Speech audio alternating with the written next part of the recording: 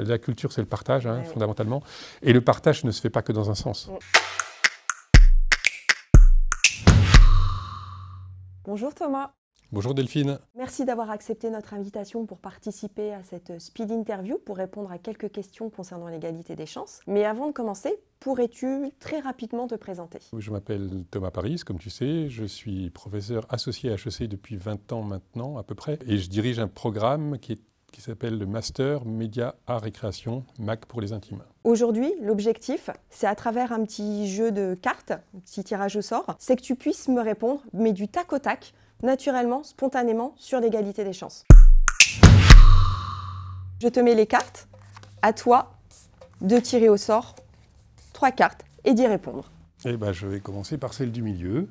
En quoi consiste votre rôle en tant que professeur dans la promotion de l'égalité des chances? Deux choses. Le premier, c'est de faire vivre cette diversité aux étudiants. On ne parle pas encore d'égalité des chances, on parle de diversité des profils, et de faire comprendre aux étudiants que qui viennent de tel endroit, de tel autre endroit, de telle formation, de telle autre formation, ils ont tous une richesse qui va être extrêmement importante pour l'ensemble du programme et pour l'ensemble de leurs camarades. Le deuxième rôle que j'ai, c'est qu'on sélectionne des étudiants qui viennent de partout. On croit beaucoup à cette idée d'égalité des chances et il faut faire très attention à l'ensemble des filtres qui peuvent intervenir dans notre processus de sélection. Les filtres que vont s'imposer des étudiants qui vont se dire « c'est pas pour moi », une grande école « c'est pas pour moi », la culture « c'est pas pour moi ». Et donc il faut qu'on arrive, nous, à lutter autant que possible contre ça. Et ensuite, les filtres que nous avons, nous, enseignants ou personnes qui participent au jury de sélection. On continue? Eh bien, continuons. Comment vous engagez-vous au quotidien auprès de la mission Égalité des chances d'HEC Paris? J'ai essayé de répondre en partie avec la question précédente, mais après, assez spontanément, quand tu me sollicites, quand la mission me sollicite, je crois que ça fait partie de mon rôle, et donc j'accepte d'intervenir. Donc juste pour préciser, en fait, je te sollicite pour que tu puisses présenter ton expertise, qui est justement la culture et le management, et tu t'adresses à des jeunes qui sont souvent issus de la prépa. Et l'idée, c'est à travers cette conférence, tu leur expliques comment ça fonctionne au niveau de ton programme, qu'ils puissent se projeter dans l'avenir. On s'attaque à la dernière question. Alors, la dernière, il m'en reste 3. Hop. Oh là!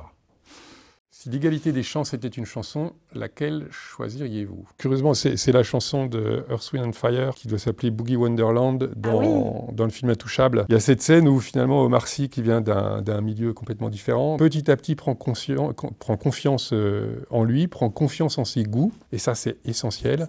C'est-à-dire il n'y a pas une hiérarchie des goûts, et vos goûts ne sont pas les meilleurs que les miens. François Cluzet lui fait écouter un morceau, et lui dit « c'est à moi maintenant, je peux vous faire écouter un morceau ». Et donc il l'emmène dans son univers à lui. Et voilà, dans la culture, je trouve que c'est un petit peu ça l'égalité des chances. C'est le fait de dire il y a du partage. Du partage. La culture, c'est le partage, hein, fondamentalement. Et le partage ne se fait pas que dans un sens. Merci Thomas. Merci de t'être prêté au jeu de la Speed Interview. Eh bien, merci Delphine. Et pour toutes les personnes qui souhaitent en savoir plus sur l'égalité des chances, à HEC Paris, n'hésitez pas à consulter notre site internet.